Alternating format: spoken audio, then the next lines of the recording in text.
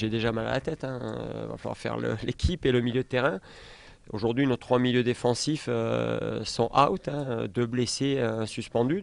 Vendredi soir dernier, au sortir de la superbe victoire de son équipe 4-2 contre Clermont, Jean-Louis Garcia pensait déjà au prochain déplacement de son équipe à Brest et à la composition de son futur 11 de départ. Rien d'étonnant puisque déjà privé d'Olivier Auriac, le technicien angevin venait de perdre ses 2 autres milieux récupérateurs valides lors de cette rencontre. Mickaël Stéphane était sorti sur blessure, victime d'une grosse entorse, et Ted Lavie avait reçu un carton rouge, synonyme de suspension face aux Bretons. Résultat, Jean-Louis Garcia croyait ne plus disposer de milieu défensif de métier pour aller défier l'équipe entraînée par Gérald de Baticle. Mais contre toute attente, Mickaël Stéphane devrait pouvoir tenir sa place demain soir. Et ça, c'est vraiment une excellente nouvelle. Là, on est mercredi et Mika Stéphane a déjà réussi à courir. Donc peut-être qu'il va faire, je sais pas, il est capable de faire un exploit. Donc si Mika venait à être disponible, ça change quand même pas mal les données. Tout d'un coup, ça nous enlève une grosse épine du pied.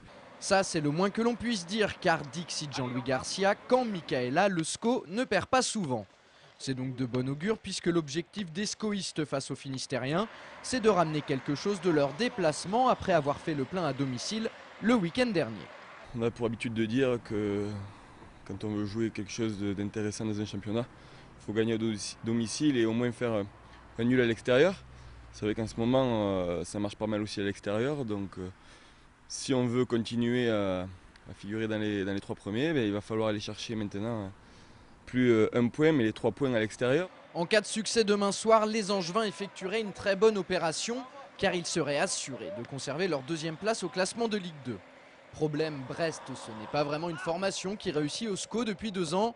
L'année dernière, Angers s'était incliné en Bretagne avant de faire match nul à domicile. Et puis le Stade brestois, ça reste la seule équipe à avoir battu les hommes du président Bernard cette saison au Stade Jean-Bouin.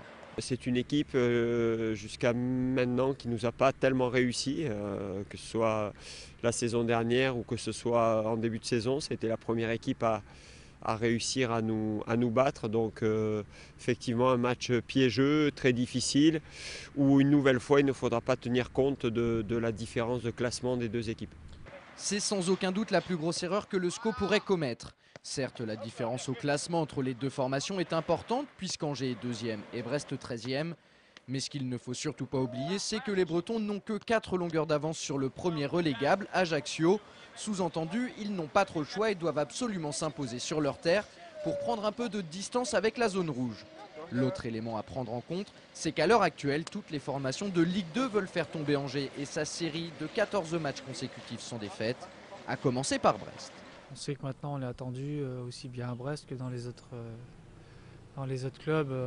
C'est qu'Angers, c'est l'équipe à battre en ce moment parce que bon, il y a quand même une invincibilité depuis 14 matchs et c'est sûr que faire tomber une équipe qui est soi-disant on va dire en pleine bourre, c'est toujours intéressant. Mais je veux dire, pour nous, on ne se prend pas la tête. On va aller jouer à Brest pour faire notre match comme il faut. Brest-Angers, c'est demain soir à 20h30 au stade Francis Leblay.